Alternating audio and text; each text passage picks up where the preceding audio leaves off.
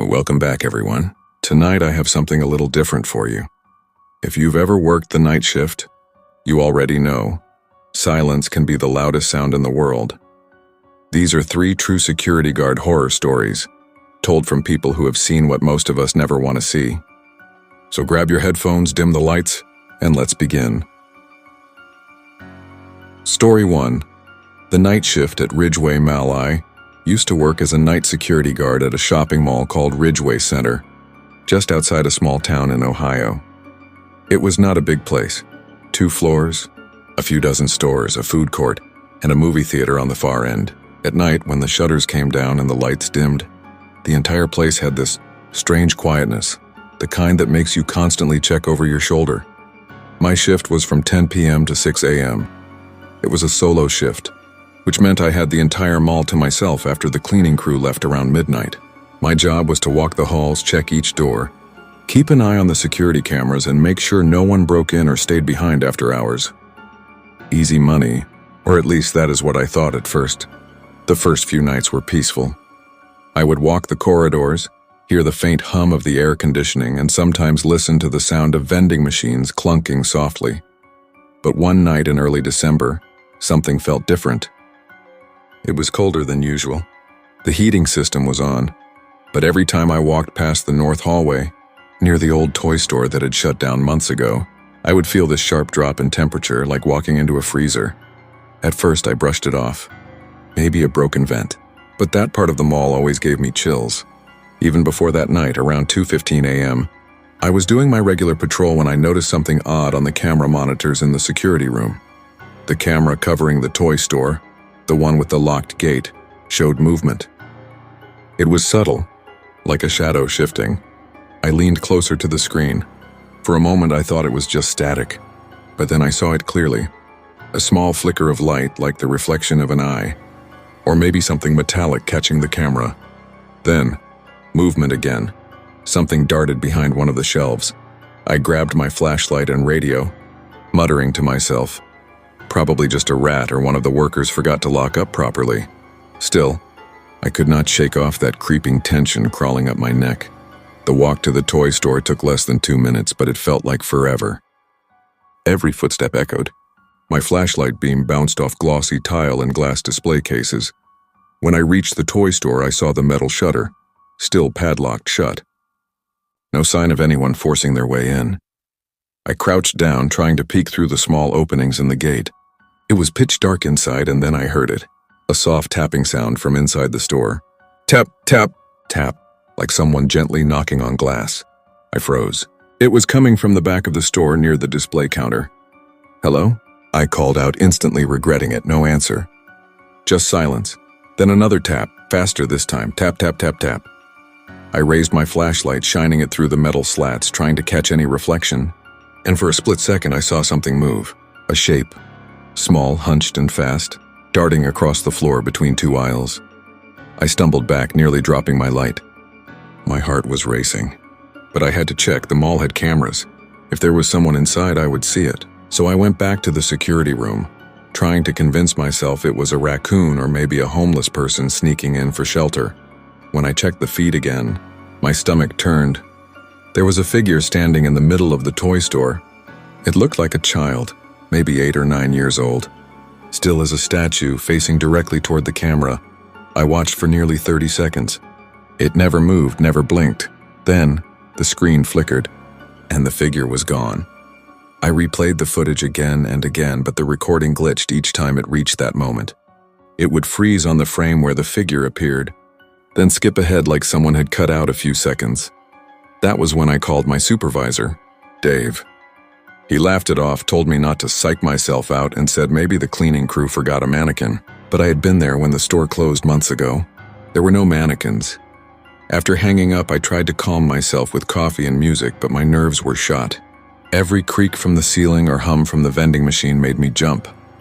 Around 4 a.m., I went for another patrol, more out of paranoia than duty. The toy store hallway was dark except for the red exit light at the end. As I walked past it, I heard something roll across the floor behind me. I turned around. My flashlight revealed a small blue rubber ball gently rolling toward me. It stopped at my boot. I did not move. I did not breathe. There was no one else there. The store's gate was still locked. The ball had to have come from inside. That was it for me. I radioed Dave again, told him something weird was happening. He said he would swing by, but he lived 20 minutes away. So I waited by the security room, eyes glued to the monitors. At 4:27 a.m., the toy store camera glitched again. This time I saw a movement in the hallway, right outside the store. A figure was standing under the exit light. It was short, pale, and still. The angle of the camera made it hard to see its face, but it looked wrong.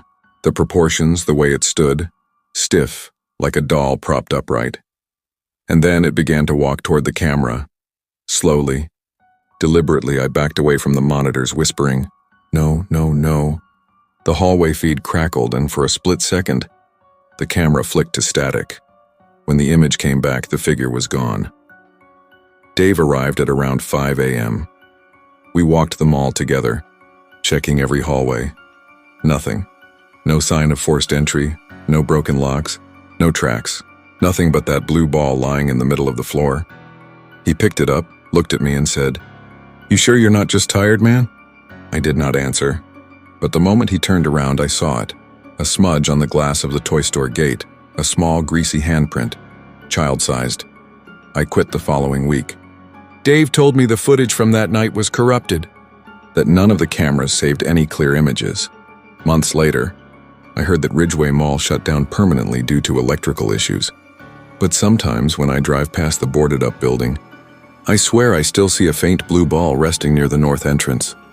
And that's when I realized he was still standing there. Story 2. The warehouse that never slept. I worked security at a large distribution warehouse on the outskirts of Dallas, Texas. It was the kind of job most people would call boring. 8 hours of walking the same routes, checking loading docks and watching camera feeds. But boredom, I learned, is better than silence, because silence can hold things you do not want to hear. The place was massive, over 300,000 square feet of cold concrete and stacked steel shelves that reached the ceiling.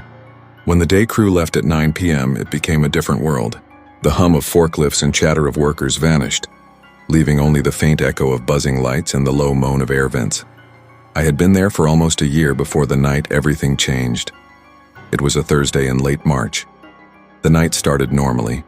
I clocked in at 10, grabbed my flashlight, and began my first patrol around the loading bays. Each door had to be checked, logged, and marked with timestamps on a handheld scanner. Around midnight, I was in Section D, the farthest part of the building, near the old refrigeration unit that had been shut down years ago. That area always gave me a strange feeling. Not fear exactly, but an unease, like the air was heavier somehow. As I passed one of the bays, I heard a clang. It was distant, like a metal pipe being dropped. I paused, listening. Nothing. I radioed the other guard, Terry, who was stationed at the front office. "Hey, did you hear that noise from the back?" His reply came through static. "Negative. You alone back there?" "Yeah," I said. "Just checking it out." He laughed. "Well, if you see a ghost, tell it to sign in." I walked toward the source of the sound, deeper into the old refrigeration area. The overhead lights here flickered more often, and the air was noticeably colder. Most of the units were empty, but some still had covered equipment and old pallets stacked against the walls. Then I saw something strange. One of the bay doors, Bay 14, was slightly open, just enough for a person to slip through. That was impossible. Every door was supposed to be locked from the inside during the night shift, and I had checked that one less than an hour ago. I crouched down, shining my light into the gap. The beam cut through a thin mist of cold air that leaked out like fog. It smelled faintly metallic, like wet steel. "Warehouse security," I called out. "If anyone's in there, identify yourself." No answer. I gripped the metal handle and pulled the door open just enough to step inside. The cold hit me instantly. It was like walking into a freezer. The room was pitch black except for my flashlight beam, which cut through the white haze of my own breath. Rows of empty shelving stretched ahead. The air was thick, quiet, and wrong, and then I heard it, and footsteps. Slow, deliberate, coming from somewhere deeper inside. "Hello?" I said again, my voice trembling. "Warehouse security, what's your trespassing?" The footsteps stopped. Then after a pause came a faint metallic sound, like something dragging along the floor. I took a step back, shining my light around, but there was nothing. only the pale fog and my own echo bouncing off the walls. I decided to retreat and call it in. As I turned toward the door, I noticed something I had missed earlier. There were footprints on the concrete, bare footprints, small ones, leading deeper into the cold room. I followed them with my light, careful not to make noise. They disappeared around a corner near the back. When I turned, I saw something I still cannot explain. A figure, standing at the far end of the aisle. Too far for my light to reach clearly. It looked like a man at first, tall and thin but unmoving. "Sir," I shouted. "You need to come out now." The figure did not react. I took one cautious step forward, then another. As the beam of my flashlight finally touched it, my breath caught. It was a mannequin, one of those full-body plastic forms used for uniform displays. But it was wearing a reflective vest, the same kind all employees wore, and a faded ID badge clipped to its chest. Only one problem. There were no mannequins in this part of the building. The ID badge read, "Miguel Ortiz, Night Security." My hands went cold. I knew that name. Miguel was a guard who used to work here before me. He had gone missing 2 years earlier. They said he quit without notice and just disappeared. My flashlight flickered. Then, from somewhere behind the shelves, I heard that same dragging sound again, but now it was closer. I turned toward it, light shaking, and caught a glimpse of movement between the aisles. Someone was there, crouching low, moving fast. I shouted again. "Stop right there!" No response, just the echo of my own voice. Then silence, the kind of silence that presses against your ears until it almost hurts. My radio crackled. It was Terry again. "Hey man, you okay? You're not answering the logs." "I think someone's inside the old freezer area," I whispered. Static then. "What? That section's sealed, isn't it?" "It was," I said. "Bay 14 was open. I'm looking..." And that was when I heard it clearly. A low breathing sound coming from just a few feet behind me. Slow, wet, uneven. I spun around, light flashing across the room. Nothing. But the air behind me was moving like someone had just exhaled. I bolted for the door, slamming it shut behind me and locking it with the emergency latch. My heart was pounding so hard I could barely breathe. When I got back to the office, Terry looked pale. He said, "You're not going to believe this." He pointed to one of the monitors.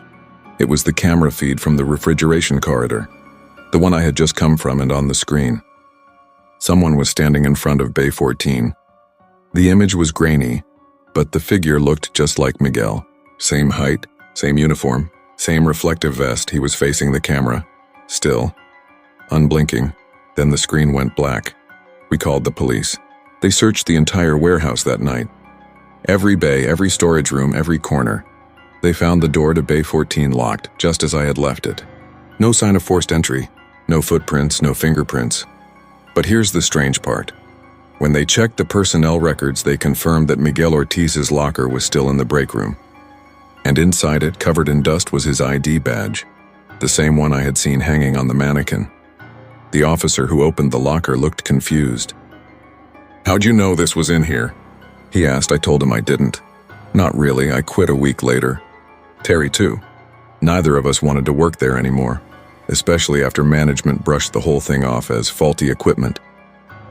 Months passed, but sometimes late at night I still dream of that cold room and the sound of breathing just behind me.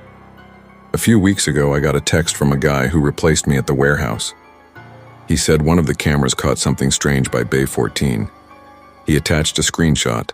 In the image you could see the bay door halfway open, and standing just beyond it, barely visible through the fog, was a tall, thin figure wearing a reflective vest, and on its chest, an empty space where an ID badge should have been. And that's when I realized the warehouse never really slept. Story 3.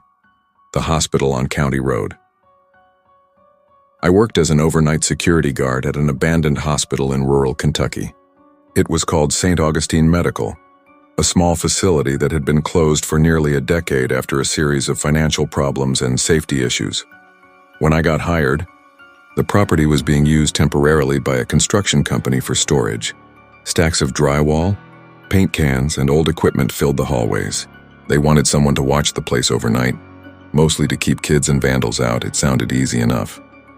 One man, one radio. 8 hours of silence, but I learned quickly. Silence can play tricks on you, and sometimes silence is not empty. My shift started at 9 p.m. and ended at 5 in the morning. The first few nights were dull. I would patrol the main floor, check the emergency exits, and sit in the old nurses' station where they had set up a few working security cameras.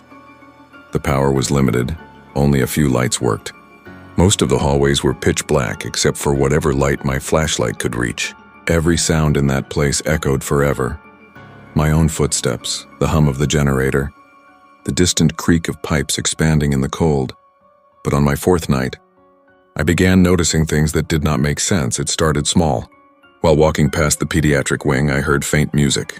It was the soft tinkling sound of a lullaby, like one of those old music boxes winding down. I stopped. The sound faded. I checked every room, all empty. Dust-covered floors, broken furniture, nothing but silence again. When I returned to the nurses' station, I asked the maintenance guy about it the next morning. He said there used to be a children's ward on that floor, and that they sometimes found old toys left behind. He shrugged it off, but the way he said it made me uneasy, like he knew something but did not want to say. A week later, I started hearing footsteps. They would echo faintly down the long hallways, slow measured steps like someone pacing. At first, I thought it was just the sound of old pipes or the wind pushing through cracks. But one night around 2:30 a.m., the steps stopped just outside the nurses' station door. I froze, staring at the door handle. It rattled once, gently, as if someone on the other side was testing it. "Who's there?" I called out, my voice cracking slightly. No response, then the handle stopped moving. And after a few seconds, the footsteps started again, walking away, fading into the darkness. I checked the hallway immediately. It was empty, but there was something on the floor. A single wet footprint, barefoot, small like that of a child. That was the first night I seriously considered quitting. The next few shifts were worse. The cameras began acting strange, flickering between static and darkness. Sometimes, for a fraction of a second, I would see shapes move in the grainy feed, shadows that didn't belong to anything, and always that faint music. Sometimes close, sometimes distant. Always the same lullaby. I started carrying a small recorder in my pocket just to prove I wasn't imagining it. But every time I played it back, there was nothing, only static. One night, the company asked me to check the basement level, which was rarely entered. They had reports of trespassers, maybe kids sneaking in through the back doors. I hated that basement. It was colder than the rest of the building, and the air smelled stale, like wet paper and rust. When I reached the bottom of the stairs, my flashlight beam caught something strange. A hospital bed sitting in the middle of the corridor, covered with a dirty sheet. It was the only thing there. I walked slowly around it. The wheels left faint drag marks in the dust, like it had been moved recently. Then I saw something written on the wall in chalk. "Do not leave him alone." I backed away instantly. There was something about those words, rushed, uneven, like they had been written by a shaking hand. I decided to head back upstairs. Halfway up the stairwell, I heard a loud metallic clang echo from below, like the bed being shoved hard against the wall. I turned, shining my light down the stairs. Nothing. The hallway was empty again.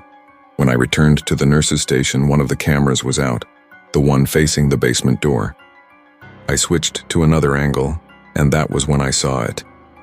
In the corner of the hallway near the elevator, there was a figure standing perfectly still. Small, pale, head tilted slightly, facing the camera. I stared at the screen, barely breathing. Then the camera flickered. When it came back, the figure was gone. By that point, I was done pretending it was my imagination. I called my supervisor and told him something was seriously wrong. He said he would send someone to relieve me in the morning and to just stay put until then. But I could not sit still. I kept watching the monitors, jumping at every flicker of light. Around 4:15 a.m., something changed. The hallway lights on the first floor began turning on, one after another, as if someone was walking down the corridor, triggering them in order. The cameras followed it, each feed flickering to life as the unseen person moved closer to the nurses' station. I stared at the door, listening. Then the music started again, that same faint lullaby, drifting from somewhere just outside the door. I stood up, heart pounding, flashlight trembling in my hand. The lullaby grew louder, closer, until it was right there behind the door. I could hear the tiny metallic clicks of the music box turning, and then a knock, soft, slow, 3 times knock, knock, knock. I stepped forward, reached for the handle, then froze. Something in me said, do not open it. Whatever was on the other side was waiting. The knocking stopped, but the lullaby kept playing, fading slowly as it moved away down the hall. When morning came, the relief guard showed up and found me sitting in the corner, still staring at the monitors. He asked if I was okay. I just told him I was done. He laughed until he saw the hallway feed.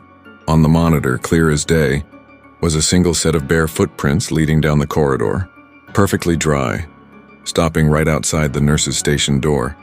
There was nothing else, just those small, perfect footprints, and a faint, tinny sound playing from somewhere far down the hall. I never went back. The company said they had trouble finding anyone willing to take the night shift afterward. A few months later, the hospital was sold and finally demolished. They said the crews kept hearing strange noises from the rubble, like music boxes going off in the night. The foreman laughed about it on the local news, but I could see the look in his eyes when he said it. He had heard it too, and that's when I realized some patients never checked out. Thank you for listening to 3 true security guard horror stories. If you enjoyed tonight's stories, make sure to subscribe, give the video a like, and share your own true horror experiences in the comments below. Because sometimes the scariest stories are the ones that really happened.